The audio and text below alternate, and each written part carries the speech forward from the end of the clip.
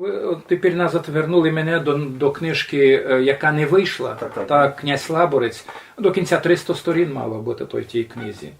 А 350 чи чимось. Це немала книжка, бо вона там містила також і публіцистику, і там доставажною було. То є письма Анатолія Кралицького. А в письмах ви можете учути душу того писателя, ви можете вчути його язик, бо він, знаєте, коли в редакцію приходиш, то там редактори маленько чистять. Чому книжка не виходила? Її страшно довго мусолили у видавательстві Карпатах. А чому? Бо такі книжки мали уже в той час, а це вже був 91-й, 89-му році. Знаєте, мені я чітко представляю, бо в 89-му році, коли у мене була фактично защита кандидатської дисертації в Академії наук у Києві, то під час защити, так, я говорив за те, що вот на другий місяць уже би мала вийти моя книжка «Князь Лаборець», де книжка, котру я вшорив, а то твори Анатолія Кралицького, і многі там твори, котрі є, перший раз будуть напечатані, а другі твори, котрі там є, вони вийдуть, наконець-то вони вийдуть в автентичному варіанті, а не з змінами. І от, знаєте, я їх би наврочив. Книжка перестала бути інтересна для редакції. Бо в редакції вчинили редакційну раду. А хто війшов тут у редакційну раду? Війшов Олекса Мишанич, війшов Павло Чучка, увійшов Дмитро Федака, увійшов Василь Поп. Všetky то ті люди зналися на тій літературі, але, Боже заваруй, щоб у текстах було щось автентичне. Все треба було переробити на український манір. І от 2 роки вони вимучували ту книжку, вони переписували фактично. На одній з конференцій я повів, що це я числю як Сізіфов труд. Вони переписали мою книжку, ставлячи українські апострофи там, де їх не треба було. От, приміром, я всім говорю. В українській мові є прекрасне слово «час». Час плине. Але у Кралицького було слово «время». І він «время» писав, так? «Время вийшло», «прийшло время». Так от, це слово було не тільки відозмінено, в нього було поставлений апостроф «врем'я». І коли ти виясняєш, що не є слово «врем'я», а не в українській мові, але тобі, і от таких виправлень у книзі є декілька тисяч. От це одна з причин, чому вони не видавали Кралицького. Бо Кралицький був далеко від тої ідеологічної концепції, котрі вони виношували. А концепція заключалася в тому, що Подкарпаття, український край, тут живуть українці, котрі іще не здогадали, що вони українці. І коли вони себе називають русинами, то просто за те, що вони є неошколовані люди, і коли вони вже будуть ошколовані люди, то тоді вони вже будуть цілком інше писати.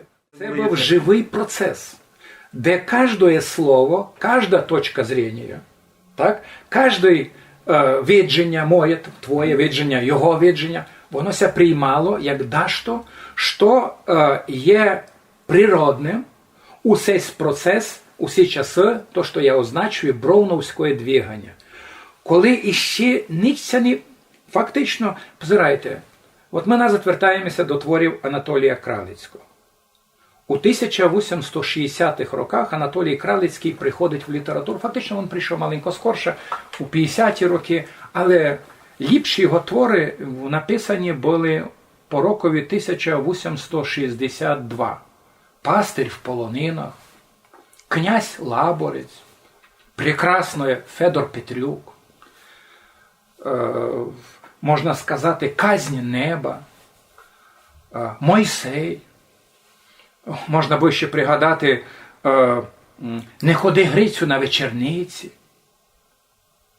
Усі ці оповідання були написані тим язиком, який, чи в тій язиковій концепції, яка була близька Анатолію Кралицькому в ті часи. Але щастя, що в цей час Анатолій Кралицький контактував із Богданом Дідицьким, який був редактором тих журналів, так, де він заганяв їх, який теж стояв на позиціях старорусинства, приблизити русинську бесіду чим ближе до народної бесіди. То значить приблизити до народного язика. І коли ми будемо говорити все час за твори Анатолія Кралицького, то ми будемо бачити, що як близько вони стоять до народної бесіди. Ну, позирайте, я можу прочитати. Давайте зробимо на секундочку. Українець стає русин. Русин українець. Лише він прийшов з східної часті. А чом фактично українець? І коли Кралицький пише, що ми мала часть малоруської отраслі, так? То значить відросток тої Росії, малоруської, то це фактично він каже, що от є малоруська часть, є великоруська, є білоруська, і продовженням малоруської є угроруська. І вшитки ми русини, і наш язик руський, і ми не маємо права писати в іншому язикові, бо ми туди будемо плодити, приміром, для кожного села окремо будемо. Ну, і ще ліпше сказав за це Євгеній Фенцик. Він сказав, туди ми будемо писати одне оповідання про верховинців, а друге про долинян, а третє будемо писати там про крайняків, так? Щось в такому плані.